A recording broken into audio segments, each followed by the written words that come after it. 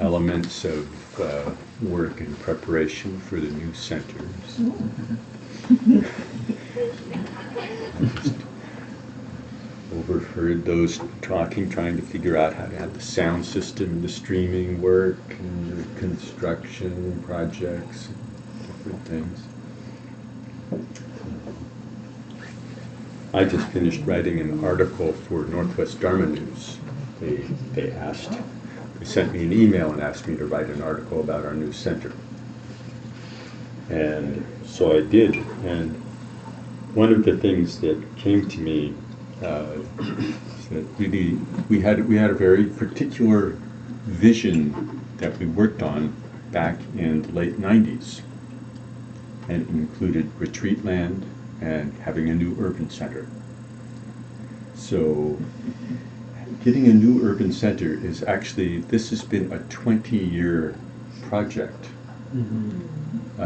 which is kind of, that I think is perhaps in a certain way more remarkable to hold a vision for 20 years and to bring that to a next step fruition. Than to just do something kind of big. And in 20 years, there are a lot of coming and going, generations changing. So that's actually it's actually quite something to be able to hold that in a certain way and pass it along as people come and go. So it's really sort of appreciating that about our community, to be able to hold that. And one of the questions, the obvious question is, well, why does it take 20 years? And the kind of simple, the answer is rather simple in that we thought that we should looking at the long term, what was the first thing that we really should do in order to make things happen?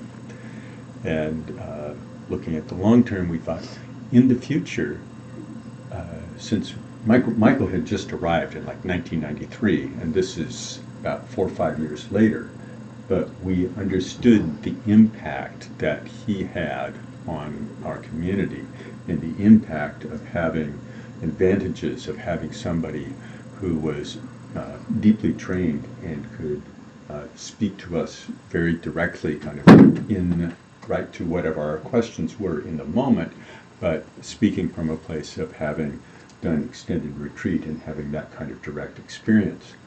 And understanding that, and understanding that the first law of impermanence is that everybody gets old and dies, thinking that if we wanted to be kind to future generations, we actually needed to look ahead and say, how would it be that another generation of teachers who had the opportunity for that same kind of experience, what would we need to do in order to create the conditions for that? And so we thought, well, that actually requires that people have the opportunity to do long retreat.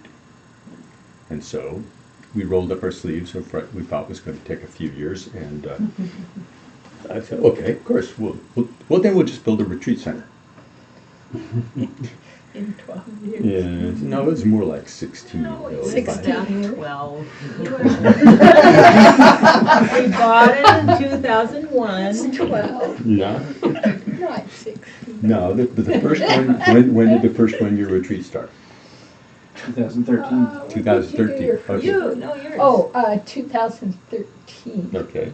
Yeah, But we had didn't done have the retreats staff before quarters. that. And we didn't have the staff quarters. And the staff quarters wasn't done until 2015, 14 or 15. well, just in time for the 3-year retreat to start.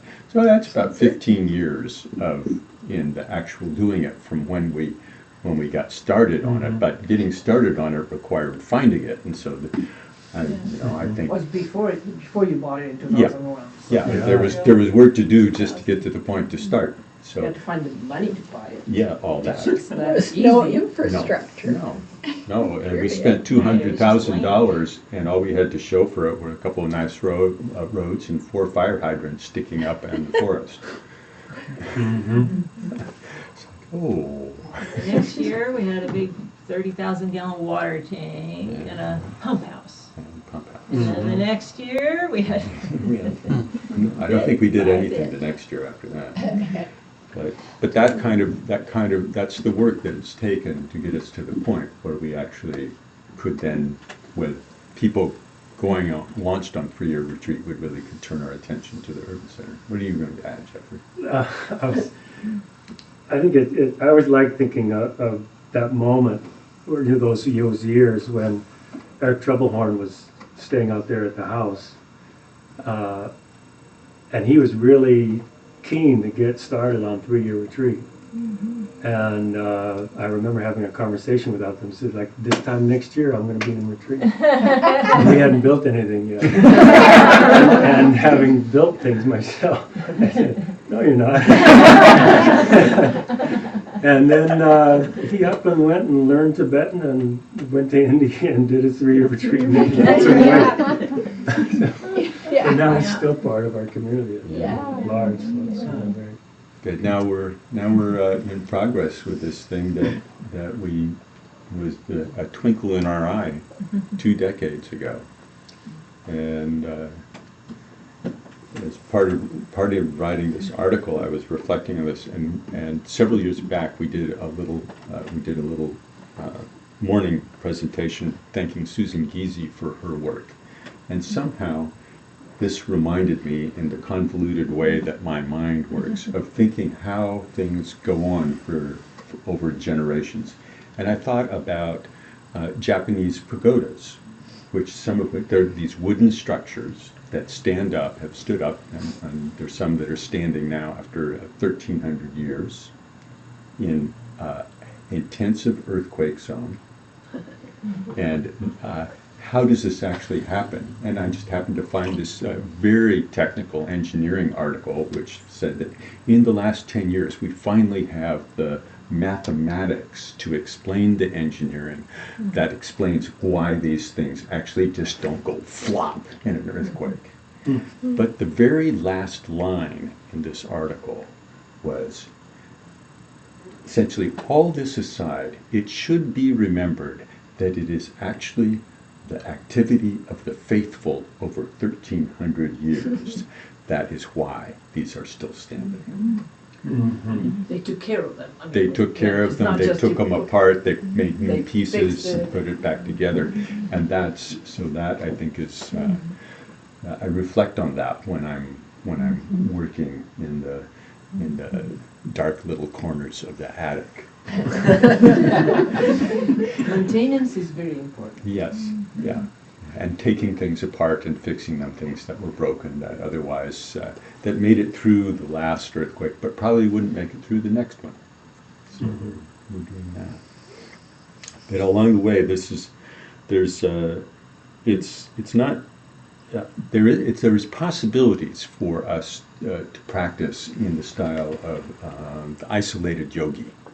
You just happen to meet the inspiring teacher who really gives you kind of the great blessing and all the instructions, and you go off and sit in a cave and you do this. But that's a very rare possibility. And the thing that makes it possible for most of us to find the Dharma and for most of us to practice is to find communities of practice and to find communities where there is some kind of stability of place to practice. And so that's kind of a critical piece. And from my own, I'll just say from my own experience, I think that I cannot explain things that have come to fruition in my own practice as a result just of diligence in formal practice. It feels more like they're actually carried by the momentum of rather mundane, seemingly mundane activities of sweeping the porch, digging things up, sawing things, tearing things down, building things up, doing that and investing a lot of energy in that.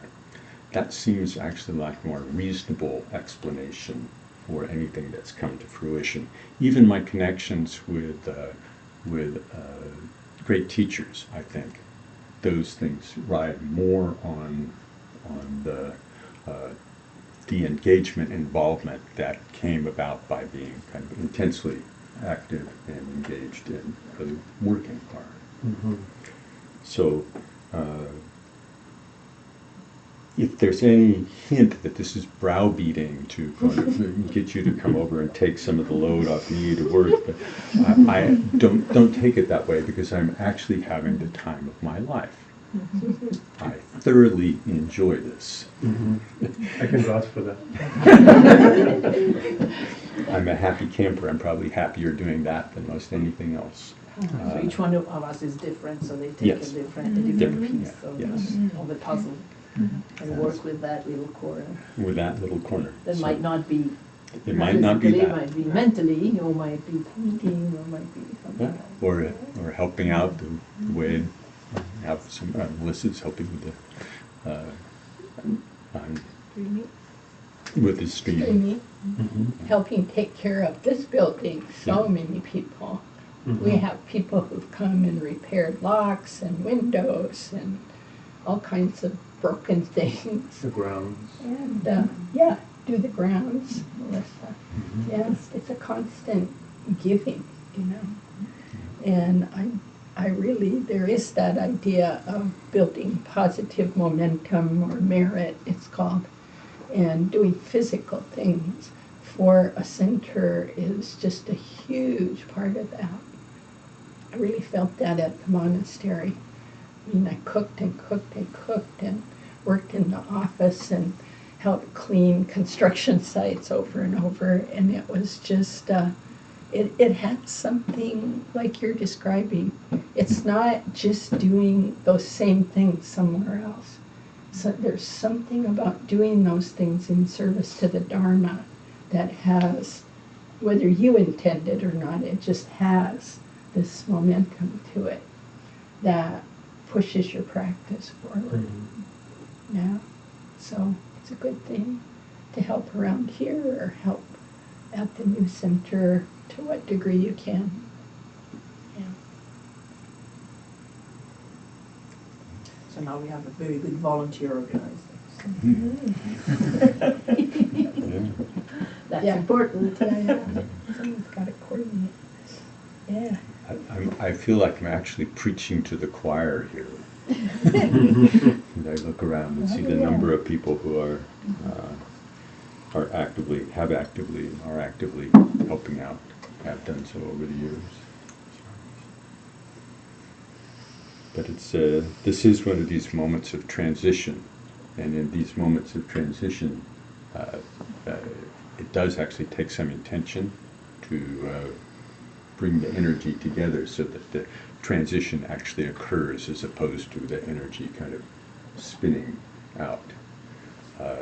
And it's easy when things are a little unsettled to, I'm going to wait for the dust to settle. Mm-hmm. It's easy to do that.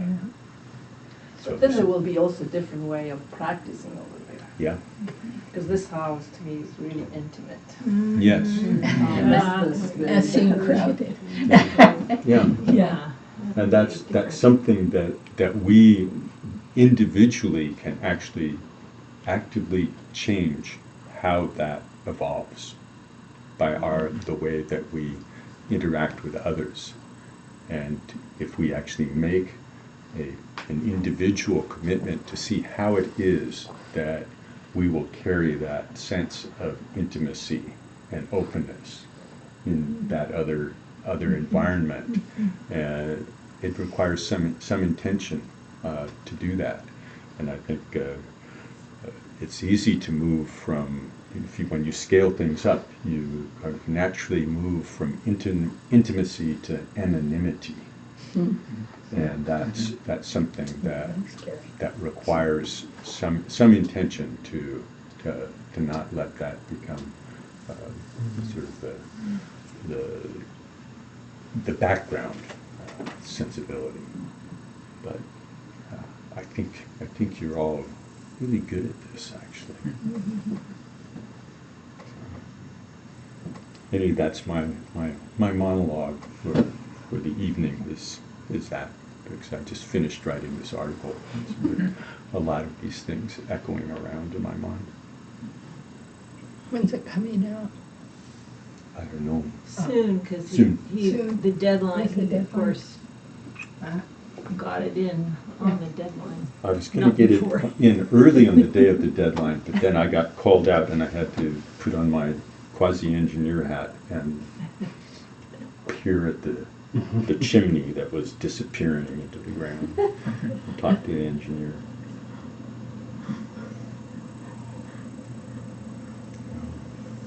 So do you also have an architectural design of the new space or the function?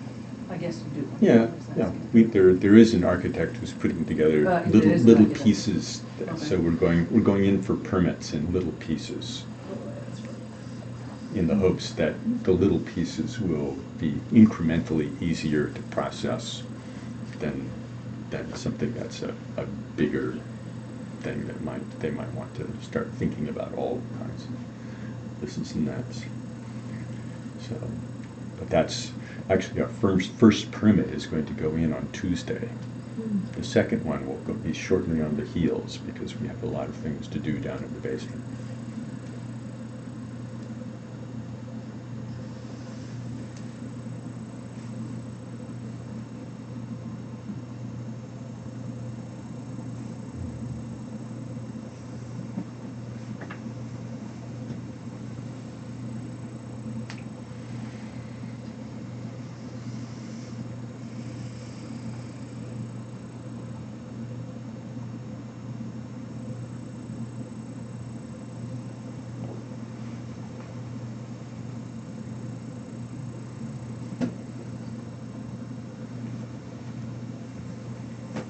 I have a question about methods, I guess. It seems like there's a lot of different methods to use, such as like calm abiding, service, like we just were talking about, cross-stations, all these type of different practices. So how do we go about kind of like packaging up our little, array of practices that work for our individual nature? How, can you speak to that process at all?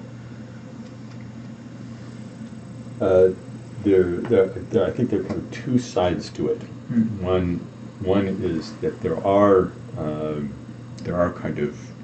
formal packages. They're kind of traditional packages of practice, and one of them, it's the one way that it's embodied is in the Mahamudra program that Bokar Rinpoche started in order to kind of settle this question a little bit, or at least provide a settled approach to it. Not necessarily that it's the only approach, but a settled approach to it. And one of the things that he said at every Mahamudra seminar, said it often, it's not my job to teach you all of the Dharma. It's my job to teach you enough so that you have a complete path. And that's, I think, that's an important principle. And so there are several ingredients in the complete path, but the main ones really are the side that has to do with relative bodhicitta and the accumulation of merit, activity, and that, and also what's called the accumulation of wisdom, though it's not really a thing that you kind of get more of and accumulate, but you accumulate momentum in the discovery. So between those, any complete path will have those two elements in it. And some things are more elaborate, some things are less elaborate. We generally, given our individual complexities, need something of some degree of elaboration. Just because we have boredom and various other obstacles arise, sort of we need to be, if nothing else, entertained while we develop the patience to see through our need for entertainment. So all the various practices all the possibilities are there. That said, it really comes down to an individual inclination and an individual circumstance, what we're really inspired to do, and what we have time to do, energy to do, what fits into our life. So that's kind of the individual side of it. And the individual side of it at the beginning is looks different than much farther along. At the beginning, it's we can't do things for an extended period of time that we're not inspired to do, that we don't understand why we're doing them or how it might work or what it could contribute. The perfect exercise might be banging on a piece of wood with the dull side of an axe, but it's like we'll be looking at this sharp end saying, well, I think it would work better if I turned it around. So if it doesn't make any sense, we'll give up. And if we don't feel some kind of heart connection, we'll give up. So finding a way in that that resonates with us is important. And the different doors, whether one is inclined towards practices that are more intensely on the development of the four immeasurables, loving kindness, compassion, equanimity, joy, whether you're kind of inclined in this direction or inclined towards shamatha, the entry point will differ. And those are just, it could be Vajrayana practice or anything else, or just service, really.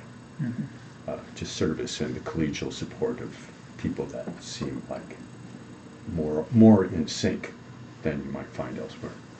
So although you can just imagine, sort of multiply that 10 or 20 times, and you can think of more examples of how the entry point might. Along the way, after having been exposed to a much wider kind of selection of practices, and a range of and the different stages of practice, then there is a certain point where the individual piece, you start to understand how the practices work and how the different elements work, and then there is a sense of it's really your own practice. You know certain kinds of things will work in your mind stream in certain ways, and so you kind of follow those threads. And in the mind training, there's the slogan of the two witnesses rely on the primary one, and the two witnesses are those the feedback that you'll get from others and from circumstances, but the primary one is your own experience. And whether that's in kind of in the relative bodhicitta practices, where you're really looking for kind of a direct honesty about how am I doing, what's my motivation, or in the wisdom practices for like, am I really with it? But it's in the long run, it really comes down to that. So that's kind of a general thing. I could then sort of launch into the details of the Mahamudra program and how it all works, but that would take some time. But I saw that maybe on the website that is starting again. yes, Sometime in the next. we will. Yes, that will reincarnate. Okay. Dora looks Well, like she's I'm trying about to I think mean, about to say it something. might be worth saying that at our center, there's a lot of different packages a person could put together for themselves, but just maybe to just say some basic ones that would be common. So one would be doing the calm abiding, but and really focusing on that practice. But at the same time, we usually recommend doing something on the more relative bodhicitta side. So, four immeasurables, Tonglen, something like that. And as you do more of the calm abiding, then trying to do more in any of these, like if you can get more in depth by doing some retreat and more more practice, then building on that, doing the insight practice, law tone practice. And so in general, that could be, that package could be viewed as complete. And it would, it leads also to the Mahamudra practice. But, it's also true that the Chenrezig practice alone is a complete, we call it complete practice, meaning to do it and do it, you could get enlightened. There's nothing missing. You don't need to do something else. If that. So that's another possible path. And then the Mahamudra program that Bokram Shea, his suggestion was actually to do some of all those things. So to do both Chenrezig practice and the calm abiding and insight practice leading to Mahamudra practice. But then this is then the more time consuming piece, is that very traditionally there's the foundational practices, which include like the prostrations and Vajrasattva, Mandala, and Guru Yoga. So those are in the Mahamudra program. That isn't included in the first year, or it's a choice. But then if you want to keep going with that those practices are part of it. And so I feel like that's those are some main practice paths that people at our center are doing and that are very consistent with the things that we're emphasizing, teaching. So is Nundra the preparation practice, really? It's often Also considered a whole Found- practice in itself, I know that. well, yeah. but There are different ways it's translated, and sometimes it's translated as preliminary practice or Preliminary, yeah, foundation that's right, or that's right. foundational practice, Foundation. and it's only preliminary kind of. I think it's actually an unfortunate definition. It's in the same way that you could say that core strength exercises in yoga are a preliminary to doing other things in yoga, but you don't abandon core strength when you're doing the rest of the exercises. You've just developed a certain capacity, and that those capacities are very particularly carried on throughout all your other practices. And the same thing is true with the refuge and bodhicitta element and the purification offering Guru Yoga. They're all like core spiritual strengths, kind of things that will be actually fundamental to all aspects of practice. Like the 4 thoughts that turn the mind. 4 thoughts that turn the mind are also The common the common quote preliminaries, common preliminaries. Common preliminaries and kind of special preliminaries when you move into Nundra. Oh, The Nundra. Part of the thing is any of us might rather do the path without the foundational practices, without the mudra. Like, okay, I just want to do the calm abiding and the insight and the Mahamudra. That sounds good. Then you work at that, and then it could be that a person then finds that, gosh, I'm trying to do that, but it's, not getting. So these practices are meant to really support and make the calm abiding and insight practices really stronger and blossom. And so they kind of so they're taught that those things are very helpful to being actually able to do especially the inside. Mom, So you could imagine, like an example is in Nundro, if you are going to do 100,000 prostrations with a certain visualization, that is going to put you through a lot of resistance, confusion, anger, boredom, and those are all the things you need to face anyway in calm abiding. It just kind of accelerates it, because it's like you're going to commit to X number of prostrations a day, and that commitment, holding it, keeping it, in itself is a huge practice. And that's just one of the 4 Nundros, you know. So, yeah, they are called foundational, and when you do them, you get it, what is foundational. It is like the core strengthening in yoga. You really get, oh, I can't just do these fancy poses, you know, because I don't have any core strength, you know. So it really does that.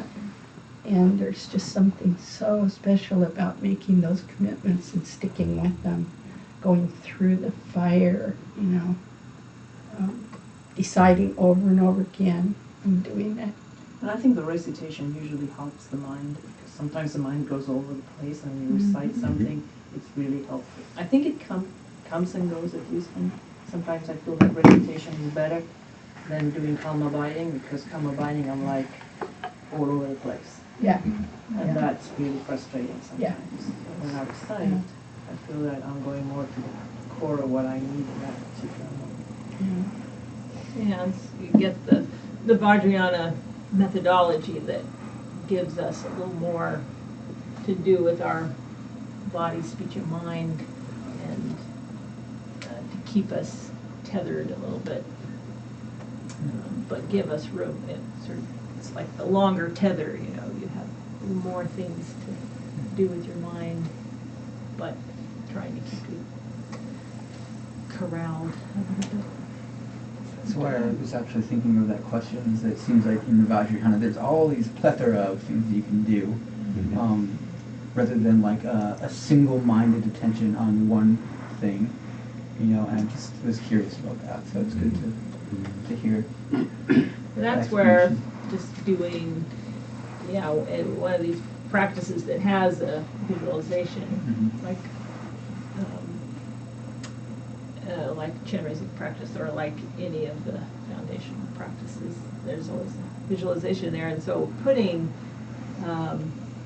it's something to put your attention on, like we do the breath, but now it's more imagery, and, or it's like using our imagination more also, and so it's a little bit of a different method, but it's still something we're meant to have our attention on.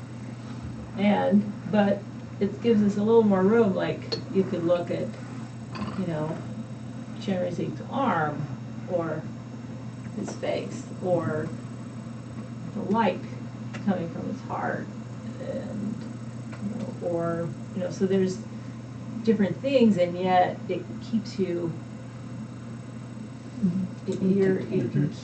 keeps you there. So your mind wants to move, you know, and so it gives you more places to move while still being with the practice. Of course, you still get, you know, and what's for dinner, but, you know, It's skillful entertaining. Yeah, definitely. Then you see that your last 5 prostrations were to your lunch. Yeah. And you go, oh, yeah, So the same, I mean, it's interesting, because I do feel very busy sometimes. Those practices can feel very busy. And I always loved the, you know, it's like the moment, like at the end, you always dissolve what's there. And then sitting then, it's like, awesome. And without having done all that, I think that moment after, I couldn't have it, you know, it's like it comes out of all that mental exercise. And so there's a lot of It's like, there's a lot of, it's a different methods Yeah, that I like that. were given. Seems like the mind is so desperate for something to do, so why not just go ahead and have Right. something to do? Yeah. And some of those, especially because, echoing Dora, they engage your body, speech, and mind all simultaneously. Body's moving, you're reciting, your mind is on something. You really, though it makes a lot of room, you can't escape in a certain way. Mhm. So it really gets you there. And then, of course, doing it 110,000 times, things happen. Definitely things happen that you cannot predict. And that's good too.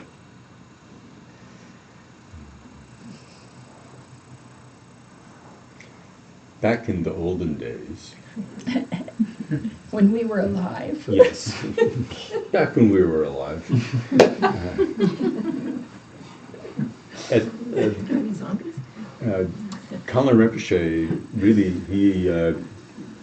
basically the game in town was Mundro. That was you. Oh, you want to? Oh, sure. Well, then you should start Mundro. Yeah, just And started. and we all said, oh, okay.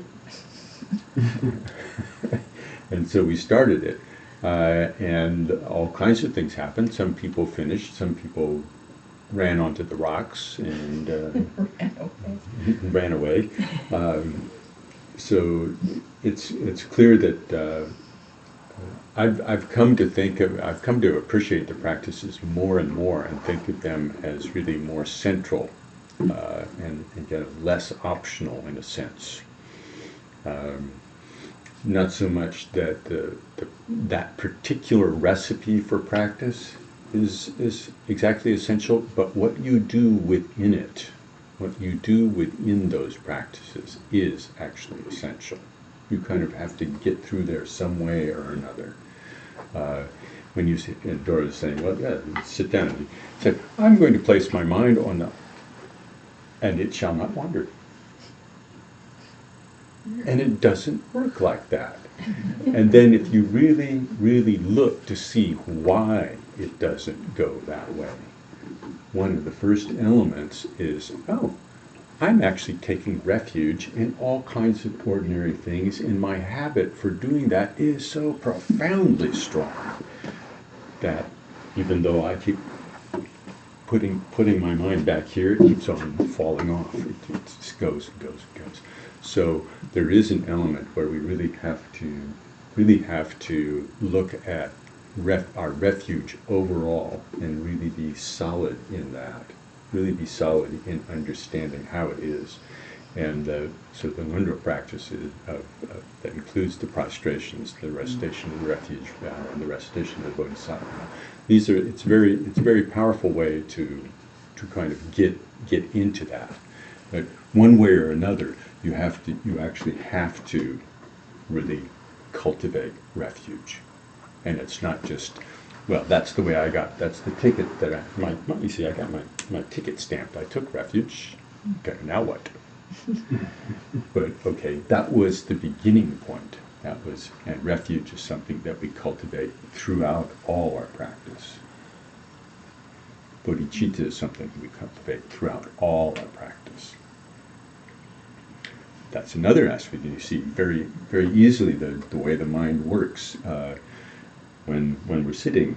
The tendency to go back to patterns of aggression and pride and all these things in our relationship to others. It's a lot of stories about what goes on with us and others arises. So, what's the content of that? And the strength of the content usually is not in accord with bodhicitta. It's not actually an expression of that. The mind isn't settled in that way.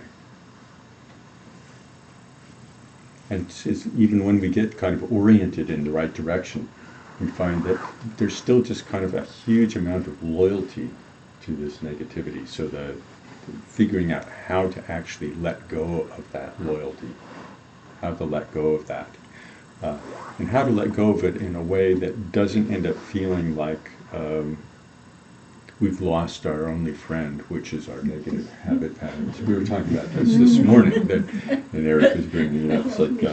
It's like, yeah, it's change. Change is painful, even if it's a matter of giving up bad habits.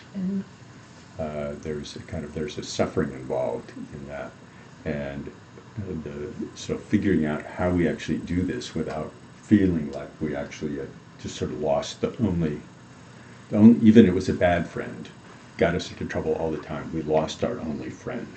Mm-hmm. So, You know, I've been thinking it's not only the so-called negative patterns that we don't want to stop dancing with, but the pattern of being completely ignorant and fogged in.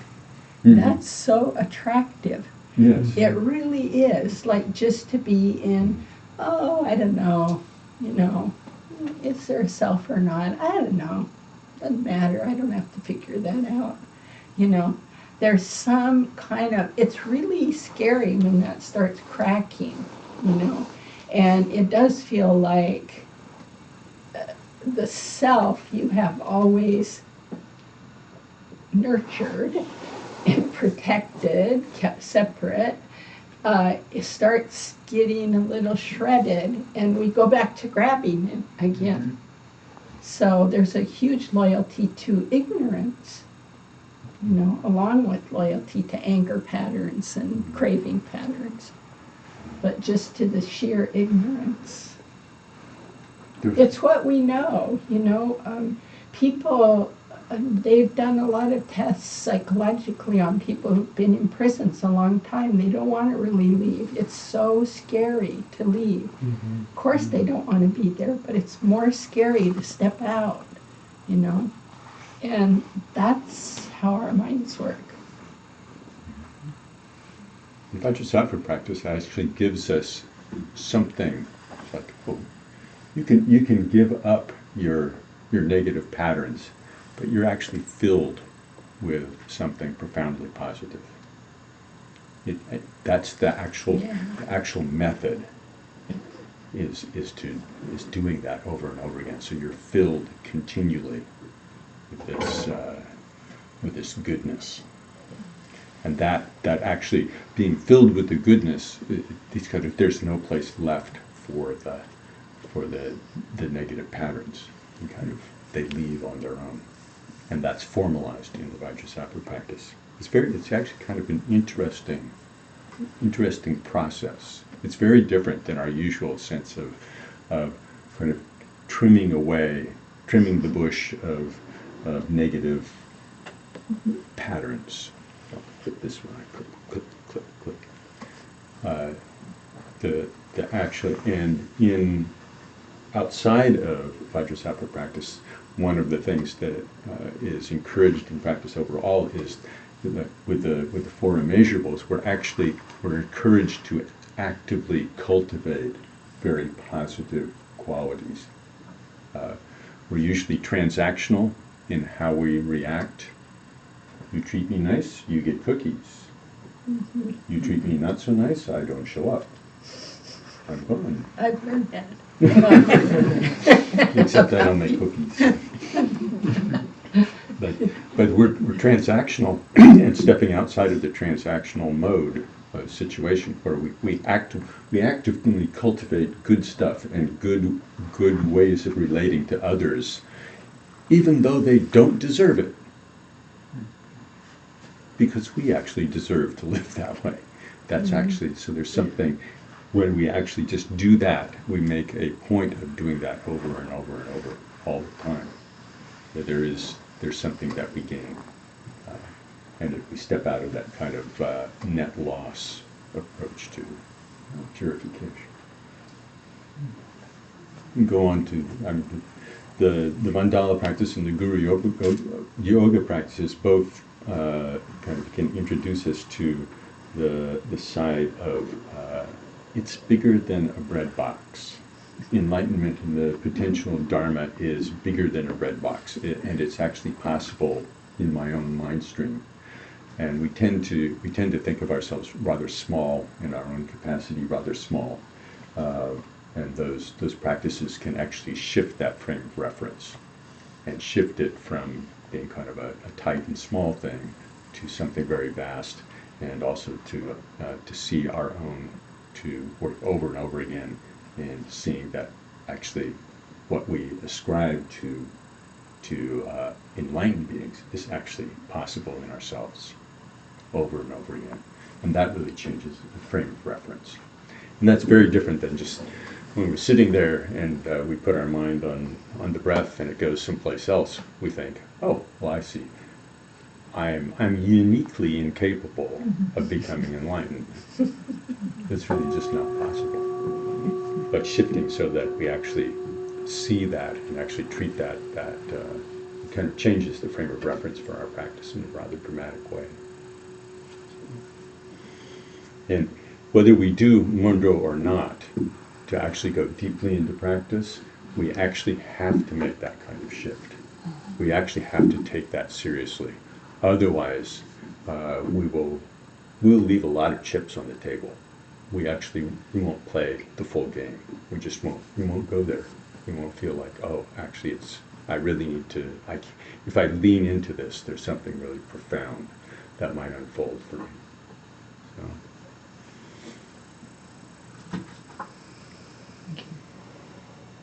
So we can dedicate, and we can dedicate in the same kind of outrageously vast approach, thinking that the little seed that we've planted by holding these thoughts and just letting them rattle around a little bit, that just this much, this seed will actually grow and flourish, and it will bring benefit throughout all sentient beings, permeating all boundaries, the notion of self and others, and just that it will bring liberation in that entire vast panorama. By By this virtue may I quickly realize Mahamudra and establish all beings without exception in this state.